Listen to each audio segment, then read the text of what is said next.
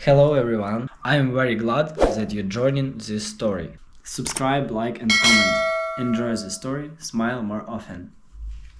I wasn't supposed to hear what my sister said behind my back, but I did. And once you hear something like that, you can't just unhear it, no matter how badly you want to pretend it didn't happen. It was a warm Saturday afternoon, and I had dropped by my mother's house to pick up a few old photo albums she wanted me to sort through. She said Claire would be stopping by, but I figured I'd be gone before she got there. I didn't want to see her. I hadn't for a while, to be honest. Not because of anything dramatic, at least not yet, but because something about Claire always made me feel like I was being measured against a yardstick I didn't ask to be compared to. She was the golden child. Always was. Claire was the kind of person who made everything feel like a performance. One long, drawn-out pageant of perfect smiles, coordinated outfits, and carefully filtered social media posts. I, on the other hand, was what our family politely called practical. I worked a decent job in logistics, rented a modest apartment, drove a car that squeaked when I turned too hard, and didn't have a Pinterest board for my life. That made me less impressive in the family's eyes, I guess. But I had peace. I had quiet. I had no interest in playing dress-up for approval. Anyway, I was about to leave when I heard the front door open. I paused for a moment in the hallway, my hand resting on the doorknob, deciding whether to slip out quietly or say hello. That's when I heard her voice, Claire's, floating in from the kitchen, sharp and lilting like it always was when she was trying to impress someone. "Oh, I'm only inviting her out of pity," she said, laughing, and I froze in place. "You know she can't afford to come anyway. It's in Tulum, for God's sake. She'll probably decline. She always finds some excuse. But Mom would have a fit if I didn't include her." There was a pause, then laughter. Multiple voices. I didn't even know who else was in the room, but I could feel their smiles like needles pricking into my skin. That laughter, polite, cruel, complicit, was worse than the words themselves. I didn't move. I didn't breathe. I just stood there, listening to my own heartbeat thudding in my ears like a drum. In that moment, I felt something slide down the back of my spine, a strange mix of rage and cold, calculated clarity. I'd never heard her speak about me like that before, not in so many words. Sure, I knew she saw me as lesser. That much was always implied in the way she spoke to me, the way she introduced me to her friends, the way her eyes skimmed over my clothes like she was searching for a stain. But this was different. This wasn't passive-aggressive. This was surgical, intentional, cutting. I slipped out the front door without making a sound, my mind buzzing, the photo album still clutched to my chest. I drove home without remembering a single turn I made. When I got there, I sat on my couch for nearly an hour, staring at nothing. There wasn't anger, not really, not yet. Just a hollow kind of ache, like the air had been knocked out of me. A week later, the invitation arrived. It was thick and cream-colored, with a gold foil stamp and Claire's name embossed on the envelope like a royal decree. I opened it slowly, as if expecting it to explode in my hands. It was just as pretentious as I'd imagined, an overly elaborate card detailing a week-long destination wedding in Tulum, with suggested attire, RSVP deadlines, and a link to the couple's honeymoon fund. There was even a list of preferred wedding gifts sorted by price. No mention of me personally, of course. Just a generic printed message, "We'd be honored to have you join us for this unforgettable occasion." I stared at that card for a long time, my thumb tracing the embossed lettering. She had invited me out of pity. Not out of love, not out of sisterhood, not even out of obligation, really, but out of some warped sense of public image. I wasn't a guest. I was a prop. A box to check off so she could look like a good sister to people who didn't know the truth. And yet, I didn't react. Not right away. I didn't call her. I didn't cry. I didn't even tell anyone what I'd overheard. I simply placed the invitation back into its envelope and tucked it inside my kitchen drawer. I told myself I needed time to think. But deep down, I already knew. I knew I wouldn't go. I knew I wouldn't give her the satisfaction of watching me try to scrape together airfare just to sit at a table with people who saw me as charity. I also knew something else, something that made my heart beat a little faster whenever I thought about it. Claire didn't know I had someone in my corner, someone she'd regret overlooking. A few days after the invitation arrived, I finally made up my mind, although the truth is I had known from the moment I heard her voice echo through that hallway. I didn't need to think twice, but I suppose I wanted to wait, to let the silence speak for itself, to let the air settle around me before I delivered my answer. When I finally called Claire, my voice was calm, even polite. I told her that I appreciated the invitation and wished her all the best with her wedding, but unfortunately, I wouldn't be able to attend. I kept it simple. I didn't elaborate. I didn't offer excuses or explanations. I didn't tell her I'd overheard her cutting remarks in Mom's kitchen. I didn't need to. Let her wonder. Let her fill in the blanks. Let her think whatever she wanted. She responded with that sugary voice she always used when she was pretending to care, a voice that belonged more to a pageant host than a sister. "Oh, that's such a shame," she said, but I could almost hear the smile behind her words, like she'd been waiting for this moment to confirm the story she'd already started spinning. Because the story did, in fact, spread fast, faster than I thought it would, faster than gossip should. It was like wildfire through the family grapevine. Suddenly, cousins I hadn't heard from in years were messaging me awkward condolences about how sorry they were that I couldn't afford to be part of Claire's big day. Aunt Linda called and asked if I'd considered taking out a small loan, as though going into debt for a destination wedding was some noble sacrifice I should be proud to make. Uncle Henry offered me frequent flyer miles he probably hadn't used in a decade. Even Mom gave me that look, that mixture of pity and gentle reprimand, like I'd disappointed her in some unspoken way by not pulling it together for Claire's special moment. It was humiliating. Not because they believed I was broke, but because they believed that it explained everything about me. Like being unable to spend thousands on flights, hotels, and embroidered bridesmaid robes made me less worthy somehow. The worst part was how casually Claire dropped it into conversation, planting the narrative like a well-placed weed, letting it grow in everyone else's mind until they couldn't remember where they first heard it. "She's always been more low-key," she said to our cousin Janine over brunch, according to what got back to me. "She doesn't really do big events. I mean, financially, it's hard for her to travel, you know." I wasn't even angry at first. Just tired. Tired of how easily people accepted that story. Tired of how ready they were to believe that money, or the lack of it, defined me. As if that was the only way they could explain why someone like me wouldn't want to be part of the carefully curated fairy tale Claire was manufacturing. But here's where things get messy. I didn't skip that wedding because I couldn't afford it. I skipped it because I couldn't stomach it, because I refused to stand in a rented dress, smiling for a camera next to a woman who thought my presence was a charity act. I didn't want to be in her pictures, her speeches, her social media captions about sisterhood and lifelong bonds. I didn't want to be a prop in a show I hadn't agreed to audition for. And I'll ask you this, have you ever had someone try to humiliate you in front of your own family? Did you bite your tongue, or bite back? Tell me in the comments, because I still wonder if I did the right thing by staying quiet. Sometimes silence is the strongest weapon, but sometimes it feels like surrender. I chose grace. I chose dignity. But part of me still burns when I remember the looks on their faces, the sideways glances, the way they said my name like it was a cautionary tale. Claire, of course, took my absence as a victory. She paraded her wedding like a Broadway show, all glitter and no soul. She posted photos with captions about gratitude and love, none of which had anything to do with me. I wasn't mentioned, not once. It was like I'd been written out of the story, erased from the narrative, quietly removed from the stage so the spotlight could shine brighter on her. And I let her have that for a little while. She thought she'd won. But she didn't know the kind of storm she'd started. It was strange how quiet my apartment felt the weekend of the wedding, not because I missed being there, but because the silence was so sharp compared to the noise exploding across social media. I hadn't planned to check, honestly. I told myself I wouldn't look, that I would spend the weekend curled up with a book or catch up on sleep or maybe reorganize the kitchen drawers I always swore I'd get around to.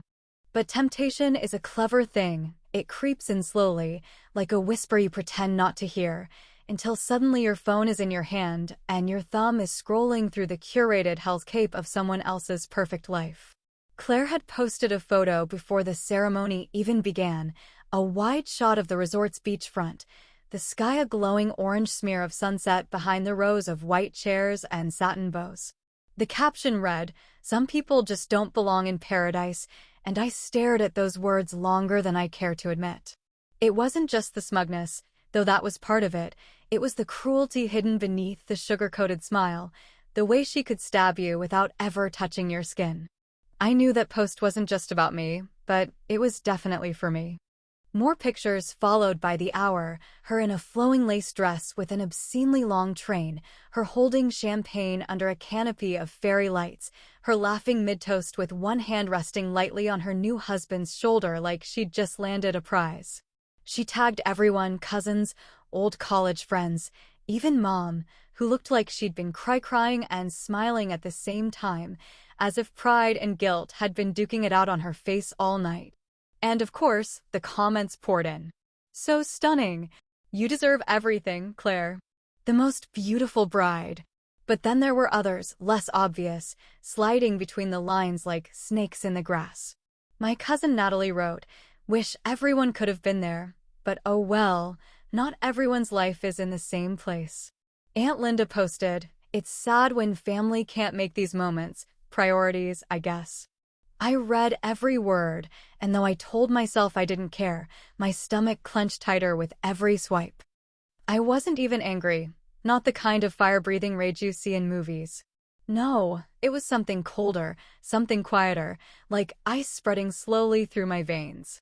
That night, I sat in my dim kitchen with a glass of wine, staring out the window, letting the soft hum of the refrigerator fill the silence while something inside me shifted. It wasn't about revenge, at least not at first. It was about something else, something deeper. It was about being underestimated so thoroughly that it became an insult to your entire existence. It was about being erased from your own family story, not with malice, but with the kind of passive indifference that hurts worse. I thought of all the times I'd stayed quiet, all the moments I swallowed the bitter taste of humiliation just to keep the peace. I remembered birthdays where Claire got diamond bracelets and I got scented candles, holidays where she floated in like royalty while I cleared dishes in the background, always the supporting character in her personal spotlight. But then I remembered someone else. Uncle Marty. Most of the family didn't talk much about Uncle Marty, mostly because he didn't talk much to them. He was my late father's older brother, a quiet man with a sharp mind and a soft heart, the kind of person who could sit silently through an entire dinner and still make you feel like he'd heard every word you didn't say. He'd made his money early, built and sold a few companies, then disappeared into a peaceful retirement somewhere up in the Pacific Northwest. I'd kept in touch with him over the years, exchanging birthday calls and the occasional long-winded email about books and gardening and the absurdity of modern life. He never made a show of it, but I always had the feeling that he saw me differently than the rest of the family did, saw me clearly, without the filters of money or appearances or glittering status. He once told me that humility was the rarest kind of power, and that stuck with me, even when I didn't fully understand what he meant. A few days after Claire's wedding, I got a call from him, just a simple check-in, nothing dramatic. But he could hear something in my voice, that low hum of bitterness I hadn't meant to let slip. I didn't tell him everything, just bits and pieces, Claire's post, the comments, the way the whole thing had left a sour taste in my mouth. He listened quietly, asked no questions, and then said something that made me sit up straight. "What if I told you I've been planning something?" he said in that calm, measured voice of his. "Something I think you'd enjoy helping me with." I hesitated, unsure of what he meant, but intrigued despite myself. He wouldn't say more at first, just that it was a gesture, a small one, but one that would ripple louder than any loudmouth caption Claire could ever dream up. He had one condition, though, just one. Uncle Marty had one condition for the surprise he was planning, and I was all in.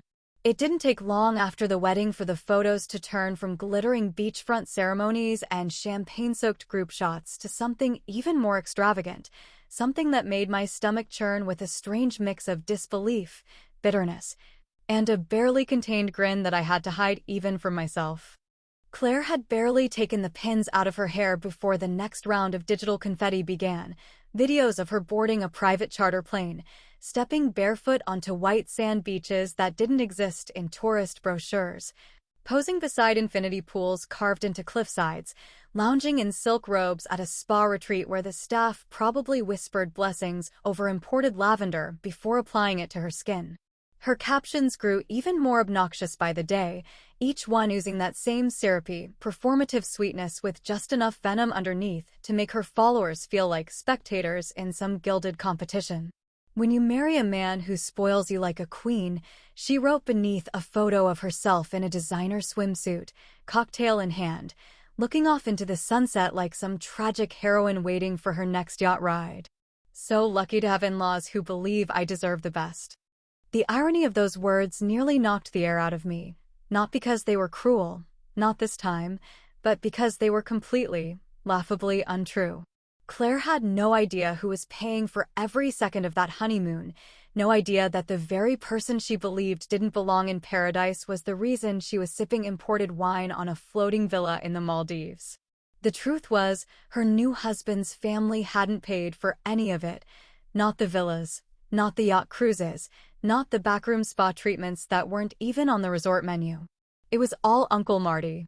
Every last detail, every indulgent flourish, every ridiculous overpriced experience Claire bragged about had been arranged and prepaid by the quiet man she barely remembered meeting at our father's funeral. When Uncle Marty first brought up the idea, I had thought he was joking. He told me he wanted to give Claire a gift, an unforgettable honeymoon, but not for her sake. He wanted to give it for mine. At first, I didn't understand what he meant. Not really. But then he explained it in that matter-of-fact way he always spoke, like he was describing a chess move rather than a family plot. "There's nothing more satisfying," he said, "than letting someone build their own illusion and then watching it collapse under the weight of the truth." He said it wasn't about revenge, not exactly, but about irony, the purest, coldest kind. But there was one condition, a single stipulation he insisted on before putting any money down. Claire could never know it came from him. She had to believe it came from someone else, specifically her new in-laws. Uncle Marty even went as far as writing a fake email trail, a few printed itinerary documents tucked into a folder marked with her husband's parents' names and their supposed surprise honeymoon fund. He knew Claire well enough to know she wouldn't question something that made her feel special. And just like that, the plan unfolded like clockwork. I stayed quiet through all of it. I played my role perfectly, saying nothing, liking none of the photos, commenting on none of the posts, responding to none of the passive-aggressive texts from relatives asking why I hadn't said anything nice about the wedding. I simply watched. Watched as Claire floated further into the fantasy she thought she'd earned, unaware of how deeply she owed her joy to the same person she'd discarded without a second thought.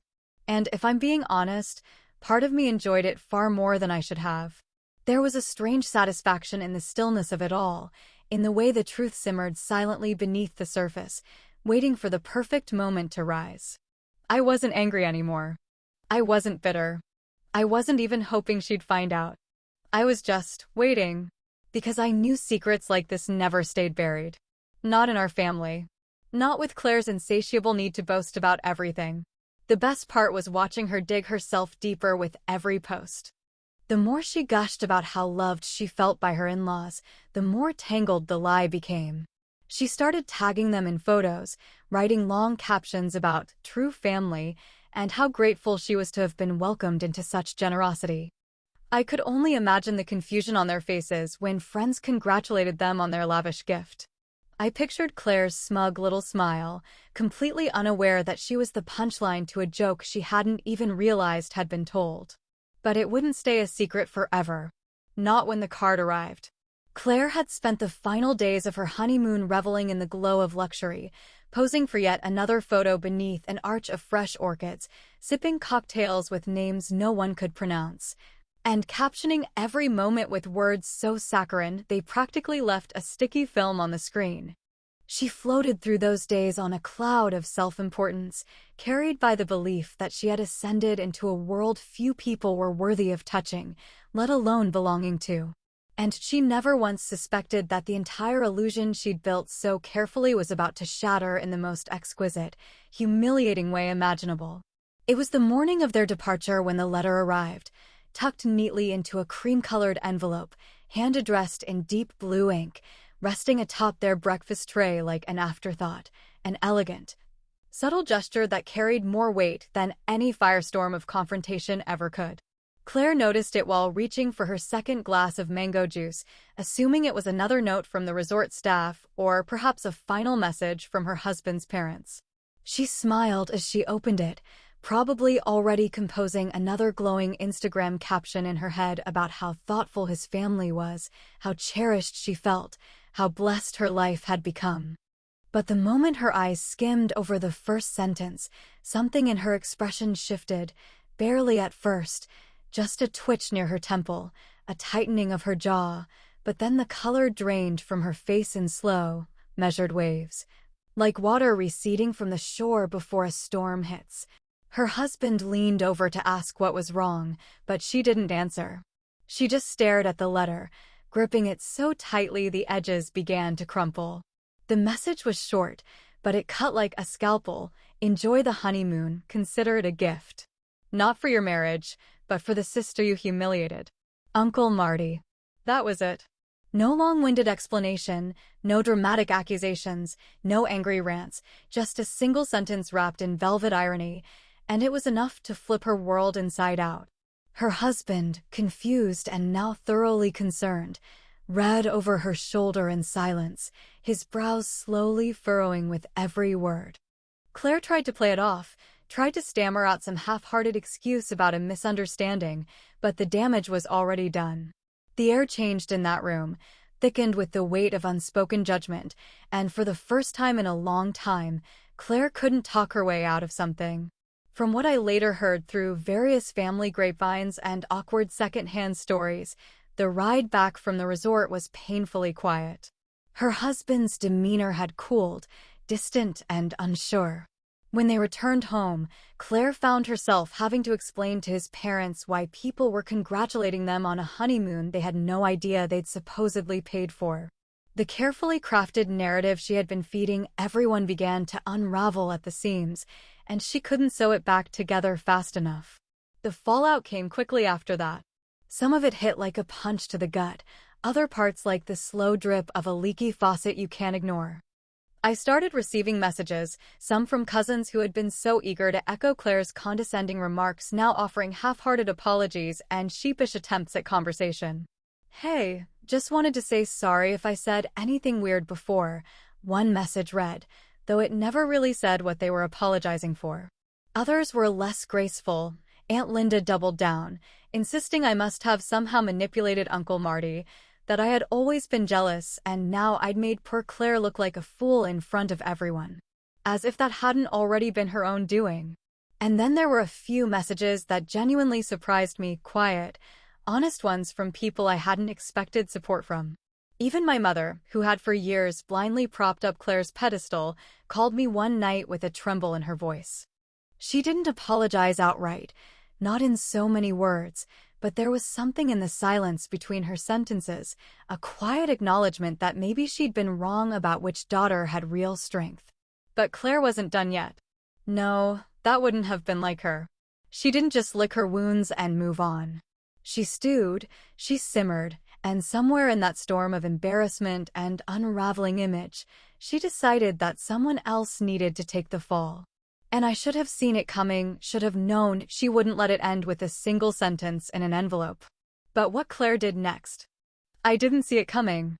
It was a few weeks after Claire returned from her now infamous honeymoon when I received the invitation to a small family dinner, worded just formally enough to raise suspicion, but not enough to outright decline without seeming petty.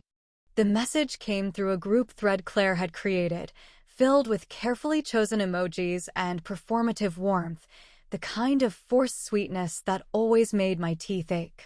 She wrote that she wanted to bring everyone together for a peaceful evening, and that life's too short to hold on to tension, followed by a nauseating smiley face and a clinking glass. I read the message twice, Not because I needed clarity, but because I was trying to decide if I should laugh or simply delete it. But something in me stirred, not out of obligation, and not out of curiosity either, but because I knew Claire wasn't calling a dinner for the sake of peace, she was calling it for control. I could see it all so clearly already, like a scene in a play I had watched before. She would set the table with her best china, wear something soft and graceful that whispered forgiveness, and deliver a well-rehearsed speech designed to make herself look noble in front of the family. She wouldn't apologize, not truly. She would perform an apology, the kind that shifts blame while appearing gracious, one that rewrites the narrative with her at the center as the misunderstood victim. I knew her game, and I'd spent years watching it unfold from the sidelines. This time, I wasn't coming to play defense. I was coming to deliver the final blow, and I planned to do it quietly. I arrived that evening just as the sun dipped below the horizon, casting the sky in a deep blush hue, a shade Claire would probably try to match with her wine pairing. The front door opened before I could knock, and there she stood, polished to perfection, eyes wide with artificial warmth, the same brittle smile she had worn since childhood when she was trying to charm her way out of trouble. She stepped aside and welcomed me in, her gaze flickering for a moment toward my neck, where I wore the vintage emerald necklace our mother had passed down in her will. The necklace Claire had claimed had gone missing years ago, the one she believed had been lost or sold or buried somewhere beneath time. But I had it. I had always had it. I just never saw the point in wearing it, until now. I watched her eyes linger just a second too long before she pulled her smile back into place and guided me into the dining room, where the rest of the family was already gathered, buzzing with soft conversation and the clinking of glasses. The table was immaculate, of course, dressed with linen runners and centerpieces that looked like they'd been stolen from a wedding magazine. The performance had begun. Dinner was a blur of polite chatter, forced laughter, and increasingly tense undercurrents as Claire steered conversations toward herself with the usual finesse. She spoke of the wedding, brushing over recent misunderstandings as if they were mere logistical hiccups, then pivoted gracefully into a speech about healing and unity that sounded like it had been ghostwritten by a self-help guru. I waited patiently, letting her take the stage, letting her soak in every second she believed she was in control. Then, just as the wine was being poured for what she called a final toast to new beginnings, I stood slowly, lifting my glass, but saying nothing until every eye turned toward me. I didn't raise my voice. I didn't dramatize a single word.